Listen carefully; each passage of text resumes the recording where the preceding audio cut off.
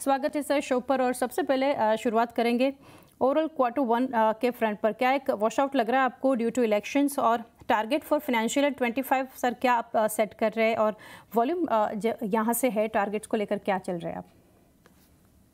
Good afternoon, धन्यवाद मुझे show पे बुलाने के लिए। देखिए, मैं ये कहूँगा कि Q1 जो लोग सोच रहे थे कि वॉश आउट होगा, उससे तो बहुत बढ़िया है। एक्सपेक्टेशन ये थी कि थोड़ी मंदी आएगी, लेकिन ऐसा कुछ हुआ नहीं है। और जो हमने गाइडेंस दिया था, जैसे हमने पूरे साल के लिए दिया था कि प्लाईवुड में हम 10% से अधिक ग्रो करेंगे, लैमिनेट में 20%, एमडीएफ में 40% और पार्टिकल बोर्ड में 25%, क्योंकि नई कैपेसिटी Q4 में आ रही है। तो ये गाइडेंस पे आई थिंक हम अचीव करेंगे इसको और बीट भी करेंगे। क्वार्टर ऑन क्वार्टर आप जानते हैं कि कुछ सेगमेंट अच्छे कर सकते हैं, कुछ सेगमेंट थोड़े पोorly कर सकते हैं, लेकिन पूरे साल के लिए ये गाइडेंस हम डेफिनिटली मीट करेंगे। जी डेफिनेटली। सर अभी आगे बात करते हैं मार्जिन्स के फ्रंट पर। तो मार्जिन्स इंप्रूवमेंट के लिए क्या फैक्टर आपको लग रहा है जो लीड करेंगे, और any likelihood of price growth? देखिए, वापस हमने मार्जिन गाइडेंस जो दिया है, उसमें हमने प्लाईवुड में 12 से 14%, लैमिनेट में 10 से 12%, एमडीएफ में 15% और पार्टिकल बोर्ड में 15% दिया है। और आज की स्थिति में मुझे लग रहा है कि हम इसको अचीव करेंगे। गाइडेंस पिछले साल से कम है और इसका मेन रीज़न ये है कि लैमिनेट और एमडीएफ में नई कैपेसिटीज़ हमने लाया है, जो बड़ी कैपेसिटीज़ हैं, और उन कैपेसिटी को रैंप अप करने में थोड़ा टाइम हमें लग सकता है। दूसरा, अ, क्योंकि अभी टिम्बर प्राइसेस काफ़ी बढ़े हुए हैं और मार्केट में इम्पोर्ट से भी थोड़ा प्रेशर है और डोमेस्टिकली भी ओवर सप्लाई है, तो एमडीएफ और पार्टिकल बोर्ड में मार्जिन प्रेशर है। लेकिन जो गाइडेंस हमने दिया है, मैं कॉन्फिडेंट हूँ कि हम इसे डेफिनिटली अचीव करेंगे। डेफिनेटली सर, हमने सैटरडे देखा जीएसटी काउंसिल की मीट थी, तो यहाँ से कुछ आपको लग रहा है कुछ बेनिफिशियल जो इंडस्ट्री या सेक्टर के लिए कुछ अनाउंसमेंट्स हुए हैं? मैं उम्मीद तो करता हूँ, लेकिन अभी तक ऐसा कुछ हुआ नहीं है, बट यस, हम डेफिनिटली होप करते हैं कि जीएसटी में रिविजन का स्कोप है हमारे प्रोडक्ट्स पे। तो जैसे गवर्नमेंट का फोकस है रोटी कपड़ा मकान, तो रोटी और कपड़ा काफ़ी हद तक हो चुका है, तो मकान के ऊपर जब फोकस आता है तो हमारा भी जो हमारे प्रोडक्ट कैटेगरी पूरी मकान से ही रिलेटेड है, तो शायद हमें कुछ रिलीफ मिल सकता है।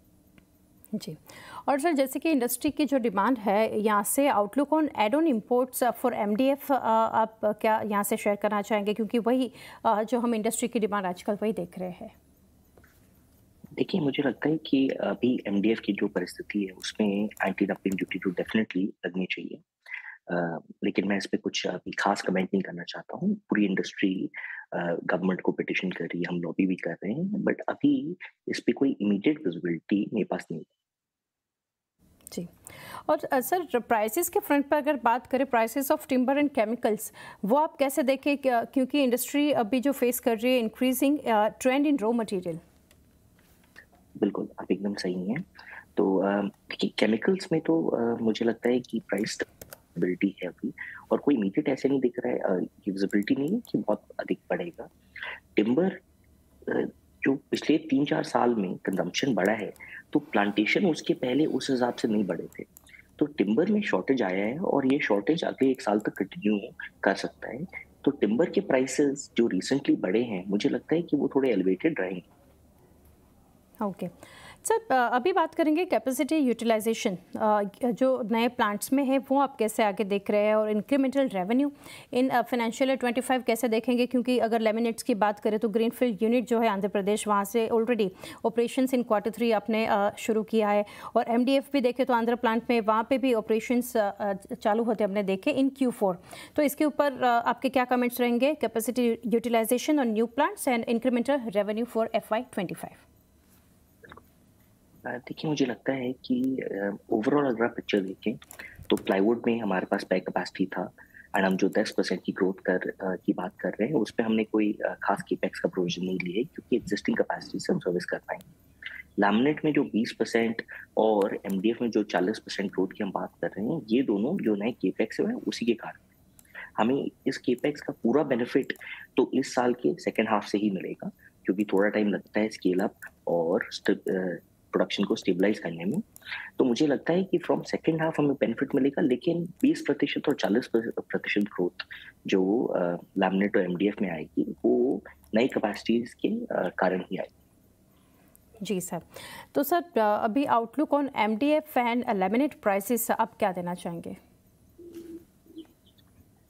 देखिए, लैमिनेट प्राइसेस तो मोर और लेस स्टेबल हैं। हम्म, एमडीएफ के प्राइसेस में थोड़ी करेक्शन आई है और मुझे लगता है कि जो करेक्शन होना था वो हो चुका है।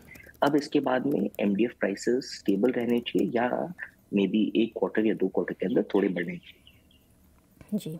और मार्केट शेयर के ऊपर सर जानना चाहेंगे वो क्या अपडेट है, और डिमांड रिसेप्शन इन 25 आप कैसे देख रहे हैं? हम देखिए, मार्केट शेयर में प्लाईवुड में हम मार्केट लीडर्स हैं हम्म, और मुझे लगता है कि हम अपनी मार्केट शेयर को बढ़ाते आ रहे हैं हर क्वार्टर, हर साल। और अब अनऑर्गेनाइज से ऑर्गेनाइज का जो शिफ्ट है, वो भी क्लियर दिख रहा है प्लाईवुड में, तो हम डेफिनिटली मार्केट शेयर बढ़ाते जाएँगे। बाकी लैमिनेट, एमडीएफ हर सेगमेंट में हमारा मार्केट शेयर डेफिनिटली बढ़ेगा। एमडीएफ में पहले हम एक नॉर्थ सेंट्रिक प्लेयर थे क्योंकि हमारी जो पहली यूनिट है, वो होशियारपुर में जो फार नॉर्थ में है, पंजाब में है। अब जब साउथ में एक यूनिट आ गए हैं तो पैन इंडिया हमारा सेल्स फुटप्रिंट है और pan India availability to service है। तो मुझे लगता है कि हमारा मार्केट शेयर काफ़ी बढ़ेगा। आप सोचिए, इंडस्ट्री करीब 20% पे ग्रो कर रही है, हम 40% पे ग्रो करेंगे। तो डेफिनिटली मार्केट शेयर गेन हमें है। जी। और सर कंपनी के बारे में बात की, बट ओवरऑल इंडस्ट्री को लेकर, ग्रोथ को लेकर आप क्या एक्सपेक्टेशंस यहाँ से रख रहे हैं ओवरऑल इंडस्ट्री का? देखिए, मुझे लगता है कि प्लाईवुड तो ज़्यादातर जीडीपी प्लस 1 और 2% पे ग्रो करेगा। लैमिनेट में 10% इंडस्ट्री का ग्रोथ होना चाहिए और एमडीएफ और पार्टिकल बोर्ड जो काफ़ी सालों से 20% का ग्रोथ दिखा रहे हैं एज एन इंडस्ट्री, वो कंटिन्यू करेगा। ओके, केशव सर लास्टली जानना चाहेंगे, अभी बजट की और हम आगे बढ़ रहे हैं, जुलाई में रहेगा, बट बजट को लेकर ओवरऑल इंडस्ट्री को लेकर कुछ अपेक्षा आपकी? बिल्कुल, मुझे लगता है कि देखिए, जैसे मैंने पहले भी कहा, रोटी, कपड़ा, मकान, अब मकान के ऊपर फ़ोकस करने की ज़रूरत है। आप कोई भी डेवलप्ड इकोनॉमी को भी देखेंगे, जैसे यूएस हो गया या ऑलमोस्ट डेवलप्ड इकोनॉमी चाइना हो गया, इन सभी में जो एक ग्रोथ इन इकोनॉमी आया था, दैट वाज़ स्पर्ड, वो उसका प्राइमरी रीज़न था कि हाउसिंग सेक्टर ने बूम किया, इंफ्रास्ट्रक्चर बूम किया। तो मुझे लगता है कि गवर्नमेंट का फ़ोकस इंफ्रास्ट्रक्चर और हाउसिंग पे रहा है और मैं उम्मीद करता हूँ कि ये फ़ोकस अब वापस रहेगा और इसको इन लोग वापस रीइंफोर्स करेंगे। जी केशव सर, बहुत शुक्रिया हमारे साथ जुड़ के, काफ़ी डिटेल्स आपने शेयर की thank you. Sir. Best wishes for coming quarters. Thank you.